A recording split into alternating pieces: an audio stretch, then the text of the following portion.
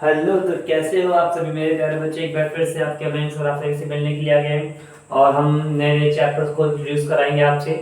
और आज हम लोग क्लास ट्वेल्थ के लिए अल्टरनेटिंग करंट चैप्टर लेके आए हैं। तो इस चैप्टर में बहुत सारी चीज़ें हैं, बहुत सारी बातें हैं, बहुत सारा डेरिवेशन है जो बच्चों को परेशान करता है। तो परेशानी इसीलिए हो जाती है बेटा कि बहुत ब्रॉड हो जाने के कारण बच्चा थोड़ा सा कंफ्यूजन में आ जाता है। और आज इसी चीज़ को हम दूर करने जा रहे हैं। तो होता क्या है बेटा कि सिलेबस तो हमारा है बहुत ब्रॉड, लेकिन सबसे पहले हमें अपनी एक बाउंड्री सेट करनी होती है कि हमें पढ़ना कितना है। हमारा एक एक लेआउट सेट होना चाहिए पेपर को स्टार्ट करने से पहले, किसी चैप्टर को पढ़ने से पहले, कि हमारा मोटिव क्या है, हमारा एम क्या है, हम किस चीज़ के लिए प्रिपेयर कर रहे हैं। तो आज बिना किसी बात समय को गवाए हुए और हम लोग चैप्टर को स्टार्ट करते हैं। और चैप्टर स्टार्ट करने से पहले हम चैप्टर का लेआउट बना देते हैं। लेआउट से क्या होगा कि बेटा जब आप पढ़ाई करेंगे तो आपको मालूम रहेगा कि हमें पढ़ना क्या क्या है और हमारे पॉइंट्स क्लियर होते जाएंगे कि हमारे चैप्टर में है कितना। नहीं तो होता है कि बस हम पढ़े जा रहे हैं, पढ़े जा रहे हैं, पढ़े जा रहे हैं और पता कुछ नहीं चलता। तो आइए स्टार्ट करते हैं। अल्टरनेटिव क्लास 12 के लिए बहुत इंपॉर्टेंट है, सारे बच्चों को शेयर करो और खासकर उन बच्चों को जरूर शेयर करना जो पढ़ाई में कमजोर है। क्योंकि जो तेज है वो तो पढ़ ही ले रहा है ना। तो उनके लिए है जो मेनली कमजोर है, बहुत अच्छी नंबर मार्क्स कैसे ले आते हैं उसके बारे में बात करें। तो देखिए बेटा, अल्टरनेटिव करंट जब चैप्टर स्टार्ट होता है तो जैसे ही हम यहाँ पर एसी के बारे में बात करते हैं, एसी के बारे में जैसे तुम बात करोगे सबसे पहला पॉइंट आता है कि आप उसको डिफाइन कैसे करते हैं। इसकी डेफिनेशन आपको मालूम होनी चाहिए। इसको आप डिफाइन कैसे करोगे, इसका आपको क्या पढ़ना पड़ेगा, इसका आपको ग्राफ पढ़ना पड़ेगा। यानी एसी को आप डिफाइन कैसे करते हैं, क्या होता है एसी, सोर्स क्या है, इन सब के बारे में बात करेंगे और इसका ग्राफ समझेंगे। और बेसिकली इसी के साथ एक पैटर्न चलता है, एक कॉन्सेप्ट चलता है जो हमें मालूम होना चाहिए। डिफरेंस डिफरेंस बिटवीन दो होते हैं कई बेटा, difference between AC and DC. DC और एसी में एक बेसिक सा डिफरेंस हमें मालूम होना चाहिए, बाकी डिटेल में तो हम आगे पढ़ेंगे। तो इन दोनों को पढ़ने के बाद बेटा हमारे पास कॉन्सेप्ट धीरे धीरे स्टार्ट होता है। यानी पहला डेरिवेशन आना आता है जिसको कहते हैं आई एवरेज, यानी कहते हैं इसको एवरेज करंट। क्या कहते हैं? Average current. आपको एवरेज करंट पढ़ना होता है जिसको हम लोग शॉर्टकट में आई एवरेज भी कहते हैं। शॉर्टकट में आई एवरेज के नाम से जाना जाता है।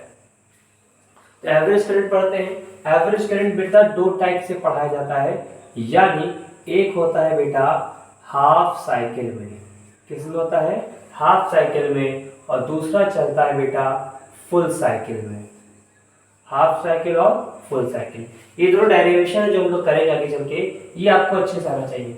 उसके बाद जब आप एवरेज करंट को पढ़ लेते हैं ना, तो इन्हीं के साथ में आपको पढ़ना होता है इसका अगला टॉपिक आरएमएस पढ़ना होता है। क्या पढ़ना होता है? आरएमएस, जिसको कहते हैं रूट मीन स्क्वायर। क्या मतलब होता है इसका? मतलब होता है रूट मीन और स्क्वायर। बहुत अच्छा टॉपिक होता है रूट मीन स्क्वायर। काफी बार पेपरों में पूछा है, इसका डेरिवेशन कई बार आता है। तो रूट मीन स्क्वायर में बेटा मैं फिर आपको बताऊं कि रूट मीन स्क्वायर दो टाइप के पढ़ाए जाते हैं। यानी इसको कहते हैं, इसे मैं आज करके फिर से बता रहा हूँ, इसको कहते हैं आई आर एम एस। क्या कहते हैं बेटा? I R M S. और यहाँ हो जाता है वी आर एस। यानी एक बार हम पोटेंशियल डिफरेंस यानी कि वोल्टेज के लिए पढ़ते हैं और एक बार करंट के लिए पढ़ते हैं। आई आर एम एस होता है और वी आर एम एस। इन सब को पढ़ने के बाद हम बहुत बेसिक सा डिफरेंस पढ़ने जाते हैं और बहुत छोटा सा टॉपिक है जिसको कहते हैं फेजर डायग्राम। शायद आपके टीचर ने आपको पढ़ाया हो। तो फेजर डायग्राम को बहुत अच्छे से समझना होता है, क्योंकि बिना फेजर डायग्राम को समझे, बिना फेजर डायग्राम का एनालिसिस करे आप अच्छे से ग्राफ को नहीं समझ पाते, है ना। तो फेजर डायग्राम को समझना बहुत इंपॉर्टेंट होता है। अब चूंकि फेजर डायग्राम आप पढ़ लेना, जब आपको फेजर डायग्राम बहुत अच्छी समझ में आएगा तब धीमे धीमे जाके हम सर्किट को सॉल्व करना पड़ेगा। यानी आपके पास सिलेबस में अब सर्किट आएगी और कई प्रकार की सर्किट यहाँ पे है, लगभग 5 से 6 प्रकार की हैं। और हम लोग स्टार्ट करेंगे सर्किट के बारे में पढ़ना। यानी जैसे मैं यहाँ लिखने जा रहा हूँ सर्किट, यानी मैं एसी सर्किट के बारे में बात करूंगा।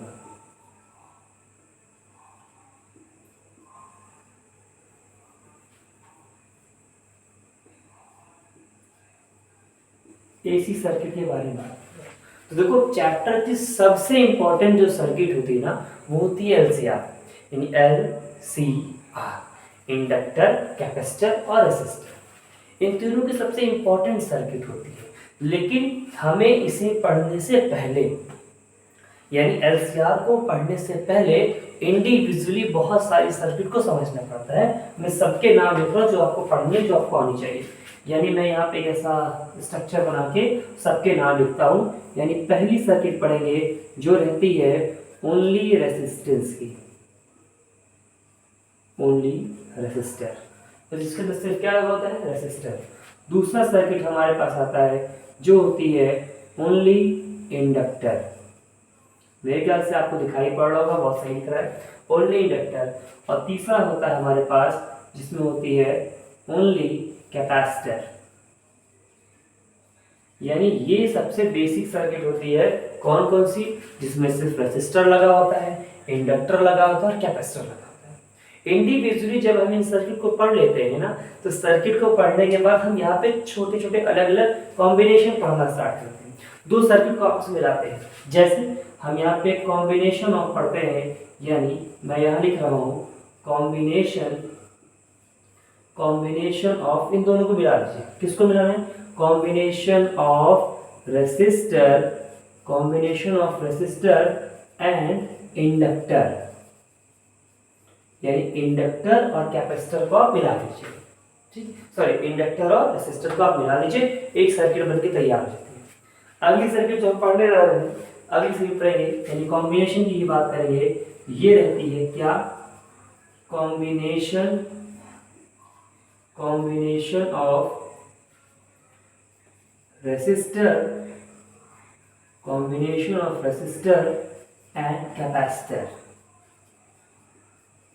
कैपेसिटर। यानी इंडक्टर और रेसिस्टर का होता है और उसके बाद क्या होता है, रेसिस्टर और कैपेसिटर का होता है। एक और सर्किट पढ़ाई जाती है कि बहुत कम एग्जाम में आती है, जिसको बोलते हैं एलसी ऑसिलेशन। एलसी ऑसिलेशन होती है और सिलेबस से तरीके से इसको हटा दिया जाता है ना, और ये बहुत कम रेयरली पूछी जाने वाली सर्किट है, जिसको कहते हैं कॉम्बिनेशन ऑफ, मैं यहाँ लिख दे रहा हूँ क्योंकि मैं यूट्यूब पे पढ़ा रहा हूँ तो मैं सब लिखूंगा, कॉम्बिनेशन ऑफ एलसी, यानी इंडक्टर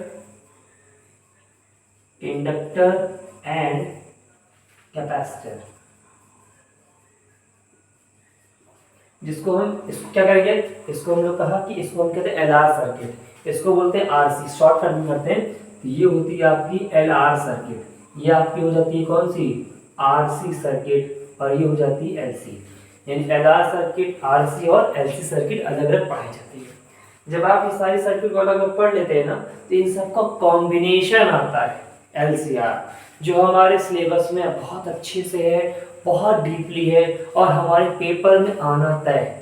मतलब एक बात समझिए कि अगर आपको सर्किट पढ़नी है, रटनी है, याद करनी है, तो एलसीआर को पढ़ के चले जाओ, आना तय रहता है। यानी last but not the least हमारे पास एक सर्किट आती है, एलसीआर सर्किट।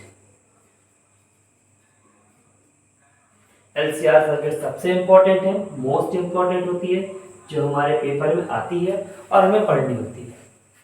सही, तो एलसीआर सर्किट हम पढ़ेंगे, बहुत अच्छे से पढ़ेंगे, इनका डेरिवेशन। तो अगर मैं मोटा मोटा समझाऊं तो इन सबका डेरिवेशन आपको अच्छे से आना चाहिए, क्योंकि एक बात ध्यान दीजिए, अगर आपको इन सबका डेरिवेशन नहीं आता है तो आप अच्छे लेवल के न्यूमेरिकल्स तो नहीं कर पाएंगे, डेफिनेटली नहीं कर पाओगे, कोई ताकत नहीं कर पाते ना, संभव ही नहीं। क्योंकि है क्या ना कि इन सब पे बेस है, ये कोर सर्किट है। जब आपको यही नहीं पता कि आ कहाँ से रही है, क्या कॉम्बिनेशन है, क्या फेजर है, कैसे करना, तो आप न्यूमेरिकल कैसे करोगे। अब वो टाइम चला गया कि ऐसे बस ये फॉर्मूला गिवन रखा, आंसर नहीं आता, बहुत कम आता है। तो डेरिवेशन तो अच्छे से आना चाहिए, हम लोग पढ़ेंगे, डेफिनेटली हर एक बच्चे को आ जाएगा। जो टीचर डराते हैं, धमकाते हैं कि नहीं होगा नहीं होगा, ये हो जाओगे, फेल हो जाओगे, ऐसा कुछ नहीं, सब अच्छे से पास हो, ऊपर वाला सबके साथ है, सब अच्छे से पास होंगे, हम आपके साथ है, टेंशन मत लीजिए।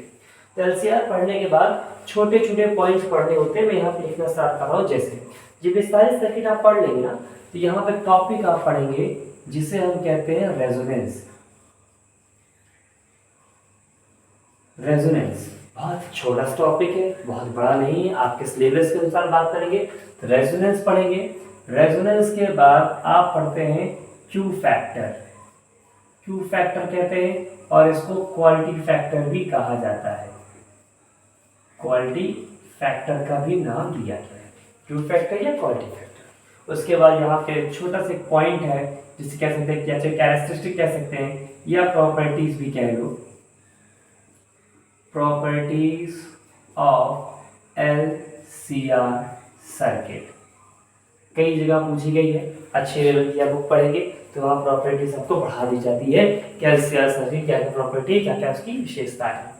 जब ये पढ़ते हैं ना, इतना आप पढ़ लोगे ना बेटा, डेफिनेटली बहुत अच्छा कंसेप्ट क्लियर होगा और काफी हद तक आप इसी को समझ पाएंगे। तो जो न्यूमेरिकल का सेक्शन है वो यहीं से है। इसके बाद चैप्टर का सेकंड पार्ट है, नहीं ये तो आपका पार्ट 1 कहलाता है और सेकंड पार्ट में अलग से हम लोग पढ़ते हैं जो कि पूरा थ्योरेटिकल सेक्शन आता है जिसको कहते हैं क्या, ट्रांसफॉर्मर। क्या होता है,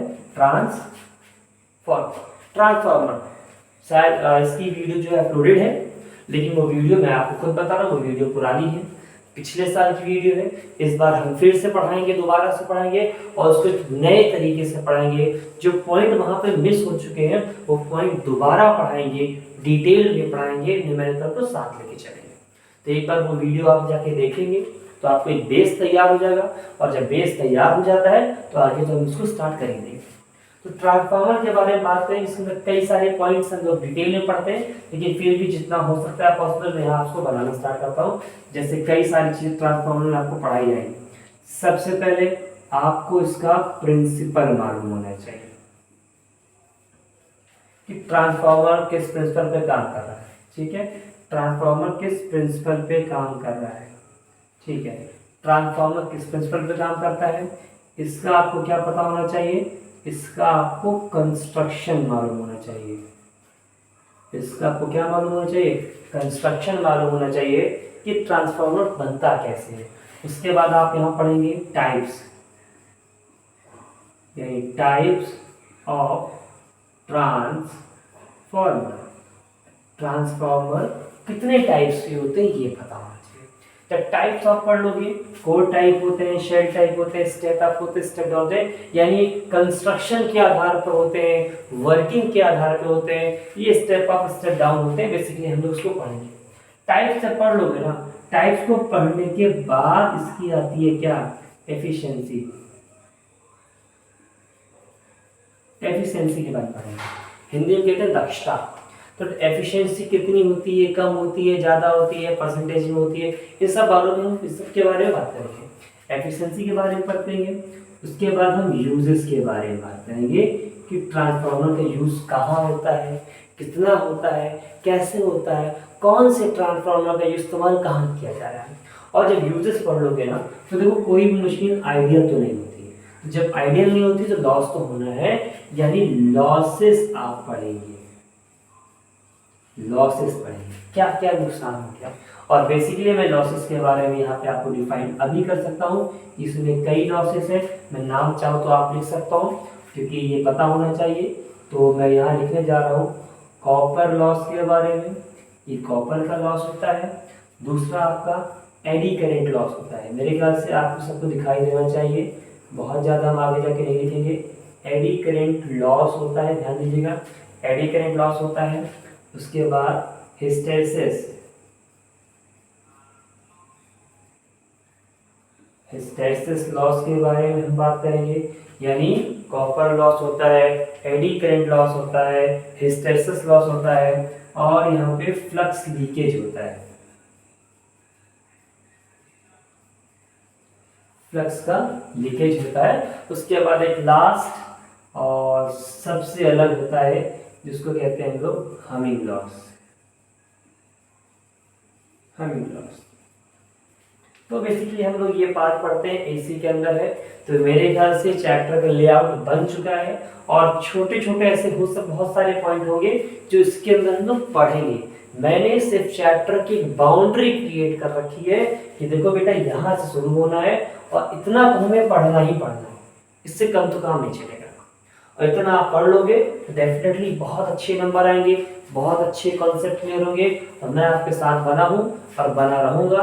अगर किसी प्रकार की किसी बच्चे को समस्या होती है तो आप मुझे कमेंट कर दीजिए, आप मेरे इंस्टाग्राम पेज पे मुझे डीएम करिए, फेसबुक पे डीएम करिए, डेफिनेटली मैं आपको जवाब देने वाला हूँ, हर बात का जवाब दूंगा। और दूसरी चीज़ ये है कि हम लोग लेक्चर को आगे बढ़ा रहे हैं और रिकॉर्डिंग बिल्कुल चल रही है, रिकॉर्डेड लेक्चर आपको मिल जाएंगे। उसके अलावा अगर किसी को अलग से कुछ पूछना हो या डाउट हो तो वो मुझसे बात कर सकता है, नंबर आपको फ्लैश हो जाएगा नंबर स्क्रीन पे, मैं उसका साथ हूँ। और इसकी नोट्स और इसकी जो है डीपीपी एलपीपी जो भी चीज़ें हैं वो आपको प्रोवाइड करा दी जाएंगी। ठीक है बेटा, तो लगातार जुड़े रहिए और एक फेयर कॉपी अपने बना लीजिए, लाइन से नोट्स को प्रोवाइड कर देते हैं। ठीक है बेटा, चलो बाय।